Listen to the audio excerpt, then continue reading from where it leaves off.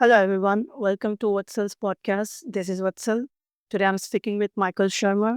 Michael is a very well known social scientist, founding publisher of Skeptic magazine, host of The Michael Sharma Show, and the author of many best selling books, including my favorite, The Moral Arc. Michael, welcome. How you doing? Nice to see you. Your dissertation was on Alfred Russel Wallace. What did you learn about human nature and its complexities by studying Wallace's life? Well, that's started off as just looking at some history of science issues about how discoveries are made, and this was in the case of the theory of evolution by natural selection by both Darwin and Wallace. So, what did they have in common? What did they differ? How are their life paths similar and different? And why did they both come up with the same idea? Pretty close to each other in time. To what extent are ideas like that already in the air culturally, and that somebody would have figured it out pretty soon within that, say, a decade or so. So I find all that interesting in terms of how lives turn out in general. But in terms of human nature, this is kind of a larger issue. But I think it's there's interactive effects between genes and environment and luck or chance or contingency. They had very different temperaments, right? They certainly did, yes. Wallace was far more open-minded to new ideas, many of which were crazy ideas, phrenology and spiritualism and seances and the paranormal and the supernatural. Darwin was pretty tough-minded and skeptical of all those things. So the characteristics that made Wallace open-minded enough to discover the theory of natural selection also led him to believe a bunch of nonsense, whereas Darwin did not. So, I explored those ideas in my biography of Wallace. Well, one of the criticisms of the Enlightenment is that when you question all dogmas and authorities, it can lead to subjectivism and moral relativism, where any belief can seem equally valid. You get this question all the time. What response do you find most resonates with skeptics? Well, most, let's say, religious people believe that there are objective moral truths and right and wrong Oh, as handed down by God. So this is divine command theory. Well, I'm an atheist, and most skeptics are religious skeptics. So they don't believe that. But that doesn't necessarily mean the alternative is pure moral relativism, where anything goes and there is no right and wrong. Although that is what some people conclude. What I'm trying to argue in the moral arc and elsewhere is that there are moral truths. We can discover them through science and reason and apply them. And I'm claiming that, in fact, we have been doing that for centuries. And this is one reason why life is so much better now than it used to be. you often refer to Euthyphro's dilemma. It raises the issue of whether morality is contingent on divine command. A similar critique can be made about grounding morality in biology. If human biology were different, would moral facts change? Would immoral acts become moral? I think Thomas Reid raised this question against Hume. What do you think about it? Well, there you're kind of touching on the idea of deriving an ought from an is, which Hume famously um, pointed out that is a fallacy. You can't do that. But I'm claiming that that fallacy is itself a fallacy. In fact, we do it all the time. I mean, the way things actually are in the world, people seek freedom. They prefer health over disease in the same way that they prefer to be free rather than enslaved. That would be an observation about what people actually want. And then deriving from that what we ought to do. We ought to defend people's rights and freedoms because that's what they want. So I spend, chapters in The Moral Arc and other books, making this case in articles too. I think it's a bit of a cop-out to just say, well, we can never derive an ought from an is. Well, that's not true. And so I think Hume's argument was thin, as philosophers call it. That is to say, it applies sometimes, but not always. I was listening to your conversation with Tyler Cohen. and he expressed Mm. concern about declining religiosity. If religiosity is strongly associated with positive outcomes like personal well-being and community cohesion, do you think there's a utilitarian case for encouraging belief, even if one doesn't accept religious Well, show? yeah, I mean, in general, I think we should believe things because they're true. They should be believed because they're facts about the world. In other words, I don't want to believe in things that have to be believed in to be true. Although sometimes that may not always be the case. Maybe for democracy to work, we all have to believe that democracy works and participate in the system. Maybe. But religious people make claims that they claim are empirical. They're not like politically true or convenient or culturally true or metaphysically true or mythically true. They're actually true. So just take the resurrection of Jesus, which Christians claim they believe actually happened.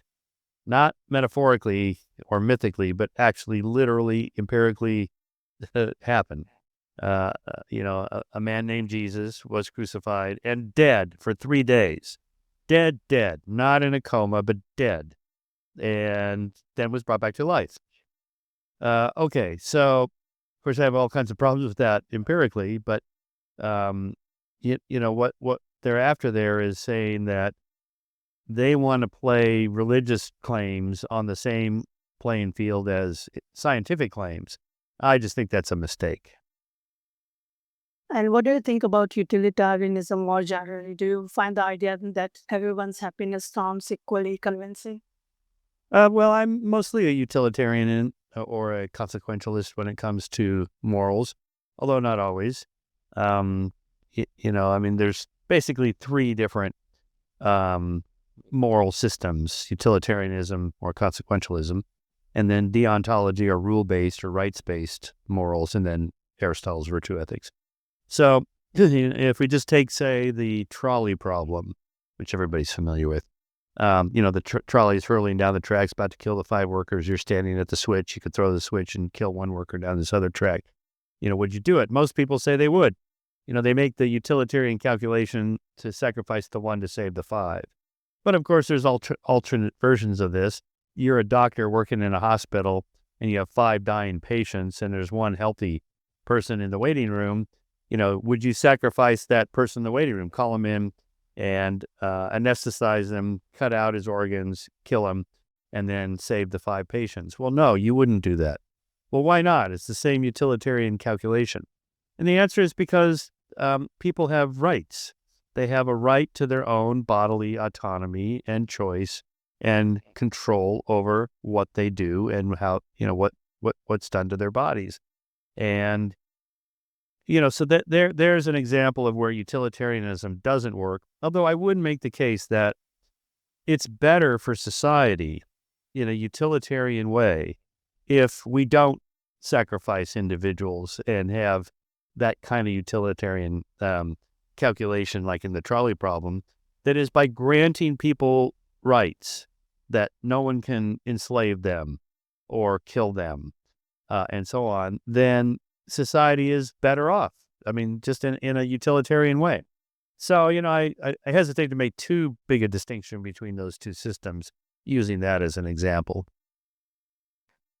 Uh, we were just talking about fact value distinction. Many philosophers and scientists who are otherwise committed to naturalism argue that there is an unbridgeable gap between values and facts, and that we can't derive values from facts. And you disagree, of course. What point do they raise in response to your arguments that you find most difficult to refute? Well, that, a lot of this is very context and time dependent. So, for example, had I lived 3 centuries ago, or maybe even 2 centuries ago, I probably would have made the case that slavery was acceptable based on some rational, allegedly irrational argument that, Black people are inferior intellectually and morally, and, all the justifications that people used, including and especially Christian theologians, that's perfectly okay, or the way women were treated or Jews were treated and so on. I can't say for sure that the beliefs I hold now I would still hold if I lived 2 centuries ago. If you put me in a time machine and went back, how would I think? And so much of what I argue may be, grounded in 21st century moral thinking, the way people today think. And, who knows, maybe in centuries from now, we'll talk about artificial intelligence morals and rights and values. So that would probably be the biggest criticism. And that's true. I mean, that's true for all of us. Everybody has that same problem. We're all, embedded in a culture, in a time period in history. But what else are you going to do? There is no time machines, and I can't live forever, and I can't be, and I'm not going to be cryonically frozen and brought back 500 years from now. I mean, it's just not going to happen. When there are disagreements in science, we often rely on demonstrations and predictions. If we want to ground morality on naturalistic foundation, do you think we should be able to come up with some kind of predictions? Well, You did, yeah. certainly, yeah, and I do. That is to say, if you do more of X, you're going to get more of Y. So if you grant more freedoms and rights and voting rights, say, and spread democracy and free trade between countries, they're going to have fewer conflicts. There'll be fewer wars between nations that trade with one another, for example. And democracies are less likely to go to war with other democracies. Not perfectly, not 100%, there are exceptions, but on average, it's better to be a democracy for a whole bunch of reasons than it is an autocracy or a theocracy. And there's reasons for that. But the larger point is that if that's true, then we should do more of that. And my prediction is if we do that, on average, the per capita GDP of a country is going to go up if the people are allowed to have trade with one another and between states, between nations, if they are democracies, and if they have rights, if they have the rule of law, if they have property rights, if they're allowed to form businesses and make contracts, all the stuff that we take for granted. There are countries where they don't do those things, and those countries tend to be fairly poor and dysfunctional, and crime rates are high, and poverty is high, and so on. And so I predict that if we did those things, crime rates would decrease, but prosperity would increase, and so on. Again, not perfectly every single time, because there's so many variables at work, but on average, I would make that prediction. So you'd say that revealed preferences serve as a demonstration of what is right and what is wrong. Yes, absolutely. I People mean, working with their feet when they migrate to certain countries, right? they do. Where would you rather live, South Korea or North Korea? Quick. Right. Yeah. And everybody knows the answer, and they know why the answer is the way it is. People already know this. You don't have to make a rational calculation and prediction about that. But if you want to, okay, then I predict, if Kim Jong-un lowered the wall and just said, okay, to his fellow North Korean citizens, you can do whatever you want. Just go ahead and leave if you want. They would leave. Absolutely. There'd be almost nobody left.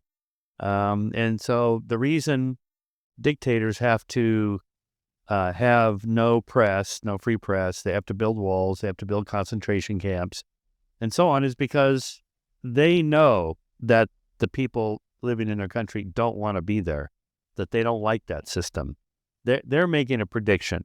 If I don't build a wall, my people will leave. They know this. That's a prediction, and they would. And look what happened after the Berlin Wall fell. People just left. Okay, goodbye and good luck. And until East Germany got its shit together and started becoming more of a Western democracy and industrialized nation. Anyway, that's an example. You write that combining self-interest and sociality with impartiality, we can derive a principle of interchangeable perspectives that is embodied in the Golden Rule. Are you sympathetic to the idea that we cannot help but increase our own good even when we desire other people's happiness? This view is associated with Thomas Hobbes. Yes. Oh, was there a question there? Sorry. Yeah. So then this conflict between self-interest and increasing the general happiness. Oh, well, of course, since by human nature we have a selfish side and an altruistic, cooperative side, more competitive and cooperative. We're selfish and we're greedy, but we're also altruistic and giving and caring.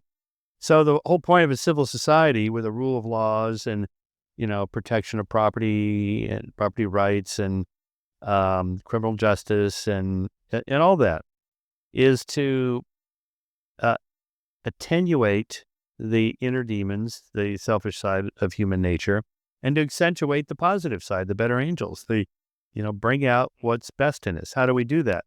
You do that through choice architecture, as it's called. That is to say, you have policies that encourage people to be giving and caring and so on. Now, they could do this voluntarily, but it doesn't hurt. For example, in the United States, when people make a donation to the Skeptic Society, which they do, they can deduct it from their income tax. So, whatever you make every year, let's say you make $100,000 a year and you're taxed at 30%.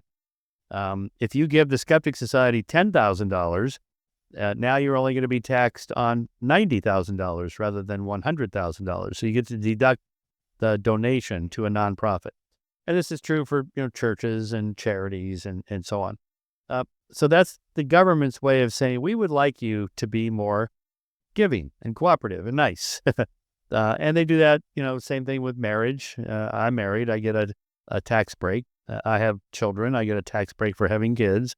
I own a home, so I get to deduct the interest on the mortgage of my home from my income tax. So this is all the government's way of saying, we would like you to be married, have kids, own a home, give to charity, and now I don't have to do it. Any of those things, I can opt out. But it's a way of society saying, these are the things we think are good for our society. We want our citizens to do it. Now, the fact that we do it and get pleasure out of it also means that, there's something inside of us that is good, and people willingly do those things. Um, David Hume famously said that reason is innate, and in order to get us to move, we need some kind of motivation from our desire or passion. So do you think that's a limit to rationality? Well, no, not really, because really what Hume is saying there is that we use reason to achieve our goals. But what should the goals be in the first place? That's rather subjective and emotional. But even there, you can kind of lay out the landscape of different jobs, careers, marriage partners, business partners, whatever it is you want to do. And you can kind of assess the risks and benefits of each choice and then make a rational choice. Now, ultimately, it may come down to, just the way you feel about whatever career you want to choose. What kind of makes you feel good and productive and like a whole person because you like doing that, or you're in love with somebody and maybe you can't quantify exactly what you like about them, but it's a emotive feeling. So that's what Hume was really talking about there. So within the sentimentalist tradition of Hume and others, there is this idea that there is some universality in what we desire and what makes us happy. So is that a good argument for universalism? I think so, yes, because we have research now on what makes people happy. In the same way we have research on what makes people wealthy or productive or whatever. And in the case of the happiness business, or maybe the right word is fulfilled or purposeful, something like that. A fulfilling, purposeful, happy life, something like that.